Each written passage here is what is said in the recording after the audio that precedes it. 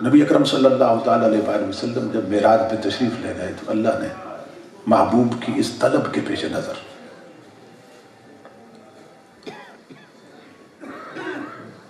محبوب کی امت کو نمازوں کا تحفہ عطا کیا.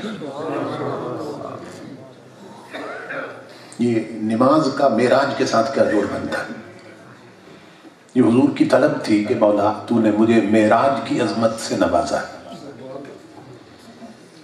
اس کا کچھ حصہ میری امت کو بھی عطا کیا جائے. تو اللہ رب العزت نے فرمایا محبوب ہم آپ کی امت کو نماز دیتے ہیں کہ لامقام میں آنا آپ کی معراج ہے اور آپ کی امت کا سجدے میں جانا اس کی معراج بنے گی.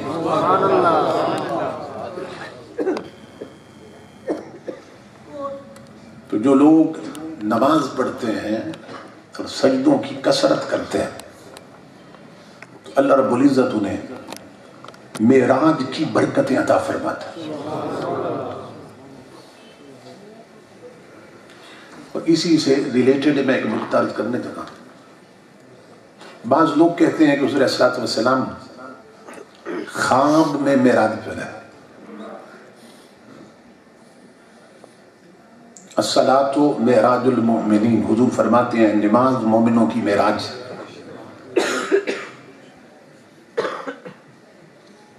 میرا سوال یہ ہے کہ کیا ہم نماز اگر خواب میں پڑھیں تو ہو جاتی ہے؟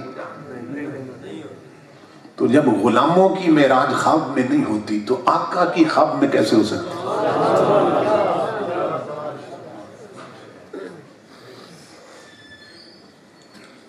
تو نماز اللہ رب العزت نے ایک ایسا تحفہ عطا کیا کہ جو لوگ چاہتے ہیں کہ وہ نعمتیں اور وہ عظمتیں اور وہ برکتیں جو لامقام میں اللہ نے محبوب کو عطا فرمائی ان کا کچھ حصہ ہمیں بھی ملتا رہے، تو پھر انہیں پکا نمازی بن جانا چاہیے.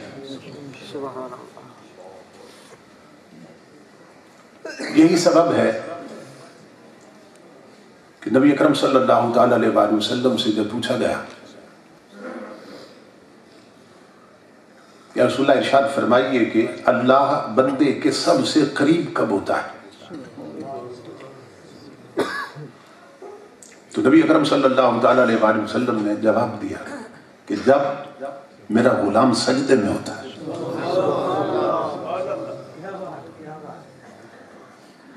جب حضور لامکان پہ گئے اتنا قرب عطا کیا اللہ نے کہ ہر دوری مٹا دی، ہر فاصلہ ختم کر دی، ہر پردہ ہٹا دی، قرب اپنی حد کمال کو جا پہنچا.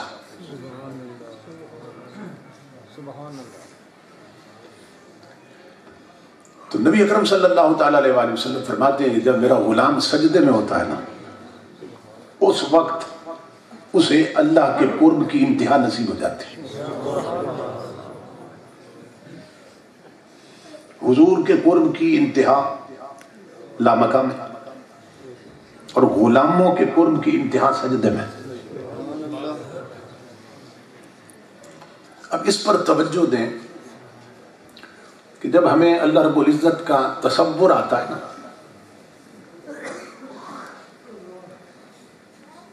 جب اس کا تصور کرتے ہیں تو جو نیچے کی طرف ہے نا نیچے کی طرف اس طرف سے اس کا تصور نہیں آتا ہے، دائیں بائیں آگے پیچھے سے نہیں آتا ہے، جہت فوق سے آتا ہے. جب اللہ رب العزت کا تصور آتا ہے تو جہت فوق کے ساتھ آتا ہے، اوپر کی طرف سے اس کا تصور آتا ہے، کیونکہ وہاں پستی کا کوئی تصور نہیں ہے تو بلند ذات ہے نا، اس کا تصور پستی کے ساتھ نہیں آتا، بلندی کے ساتھ آتا ہے. یہ توجہ طلب ہے. کیوں؟ اس لیے کہ وہ مکانی نہیں ہے، وہ لا مکانی ہے. اللہ مکانی نہیں ہے، لا مکانی ہے. اور لا مکان دائیں بائیں آگے پیچھے نیچے ہے یا اوپر ہے؟ اوپر ہے. 7واں آسمان ہے، پھر 8 جنتیں ہیں، پھر اوپر عرش ہے، پھر لامکان ہے. تو اس کی جو جلوگاہ ہے وہ اوپر ہے. یہ سمجھ گئے نا بات آپ؟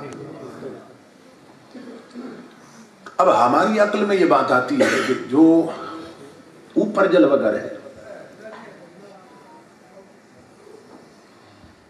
اس کا زیادہ قرب قیام میں ہونا چاہیے یا سجدے میں ہونا چاہیے؟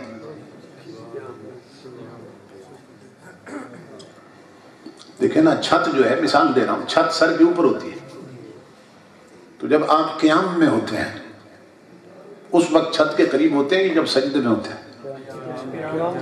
جب قیام میں ہوتے ہیں اس وقت چھت کے زیادہ قریب ہوتے ہیں، اور جب سجدے میں ہوتے ہیں تو پھر دور ہو جاتے ہیں.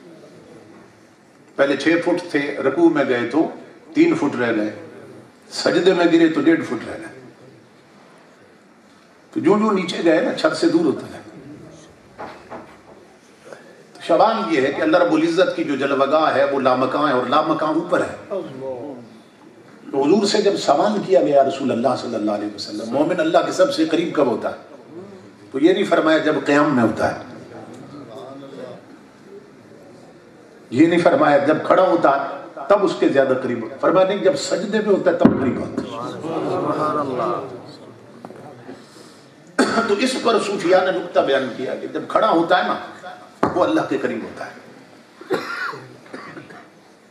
جب جھکا ہوتا ہے وہ اللہ کے قریب ہوتا ہے، لیکن جب اس کی محبت میں اپنے پاؤں اور سر برابر کر دیتا ہے اتنا گر جاتا ہے اللہ کی بارگاہ میں، تو پھر اللہ آواز دیتا ہے میرے بندے تیری اس عاجزی پر، جب تو قیام میں تھا تو میرے قریب تھا، رکوع میں تھا تو میرے قریب تھا، لیکن میرے سامنے تو اتنا گرا کہ اب اس سے نیچے گر نہیں سکتا.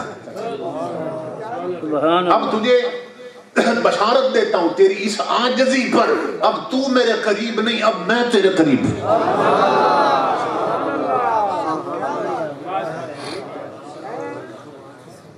جتنے جھکتے جاؤ گے اتنے اٹھتے جاؤ گے، یہ ذہن میں رکھیے. جو جھکتے جاتے ہیں نا تو بلند ہوتے جاتے ہیں. بلندی کا یہی فلسفہ ہے. حضور فرماتے ہیں کہ جب آندیاں چلتی ہیں نا، جھکڑ آتے ہیں، طوفان اٹھتے ہیں، تو ہم اپنی آنکھوں سے دیکھتے ہیں بڑے بڑے تناور درخت جڑوں سے اکھڑ جاتے ہیں، روڈ بند ہو جاتے ہیں، ٹریفک بلاک ہو جاتی ہے. لوگ پوچھتے ہیں بھی آج ٹریفک کیوں بلاک؟ کہتے ہیں رات کو آندھی اندھیری آئی تھی، طوفان آیا تھا، درخت گر گیا. ایمان سے بتائیں کہ یہ جو طوفان ہے اور جھکڑ ہے یہ صرف درختوں سے گزرتے ہیں یا یہ گھاس کے چھوٹے چھوٹے تنکے جنہیں بکریاں کھاتی ہیں ان سے بھی گزرتے ہیں؟ ان سے بھی تو گزرتے ہیں. تو کبھی گھاس کے تنکے بھی ٹوٹے ہوئے دیکھیں؟ کبھی وہ بھی اکھڑے ہوئے دیکھیں؟ جوڑ کیا بنتا ہے درختوں کے ساتھ؟ وہ کتنے اونچے تھے، یہ کتنے نیچے تھے، وہ کتنے طاقتور تھے، یہ کتنے کمزور، وہ کتنے بڑے تھے، یہ کتنے چھوٹے تھے. مگر اولیاء فرماتے ہیں غور کر، وہ جو بڑے تھے وہ اکھڑے کیوں، جو چھوٹے تھے بچے کیوں؟ یہ بچے کیوں؟ وہ کہتے ہیں اللہ رب العزت بتانا چاہتا ہے جو اکڑے تھے وہ اکھڑے ہیں، اکڑے تھے وہ اکھڑے ہیں. آندیاں جھکڑ ان تنکوں پر بھی آئے ہیں مگر انہوں نے چھوٹا سا کام کیا. کیا؟ آندھی ادھر سے اٹھی نا، یہ ادھر جھک گئے، جھکڑ ادھر سے آیا، یہ ادھر جھک گئے. اولیاء فرماتے ہیں غور کر، اکڑنے والے اکھڑتے رہے، جھکنے والے بچتے رہے.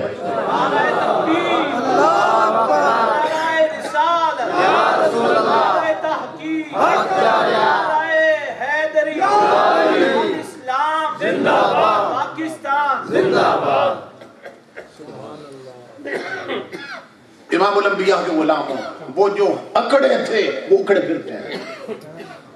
وہ ویل چیئر پہ بیٹھنے والا جھکا تھا، جس نے یار کے لیے مارے تھے، جس نے جیل کاٹی تھی، جس نے تانے برداشت کیے تھے، جسے اوپر کی بلڈنگ سے گھسیٹ کر نیچے لایا گیا، جس نے یار کے لیے جسم پر ڈنڈے کھائے، اتنا بڑا تھا، شیخ الحدیث بھی تھا، لاکھوں علماء کا استاد بھی تھا، حافظ قرآن بھی تھا، مصنف بھی تھا، مدرس بھی تھا، امام الانبیاء کے غلاموں جب اتنا جھکا اللہ رب العزت نے یہ عزت دی، اللہ نے یہ وقار عطا کیا کہ جب دھرنے میں بولتا تھا تو صرف امیر المجاہدین لگتا تھا، اور جنازہ اٹھا ہے تو امیر المومنین لگ رہا تھا۔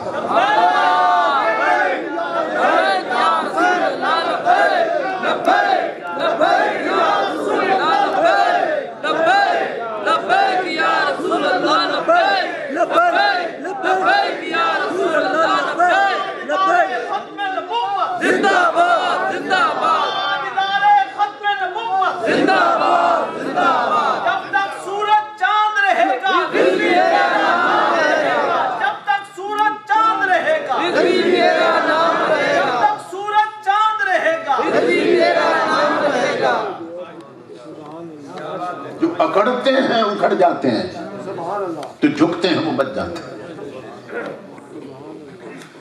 اللہ رب العزت نے نبی اکرم صلی اللہ تعالیٰ علیہ وآلہ وسلم کی طلب کے پیش نظر کہ محبوب کو معراج کی عظمت عطا کی، فرمایا میرے حبیب تیری امت کو ان برکتوں کے حصول کے لیے میں نماز اور سجدے عطا کر رہا ہوں۔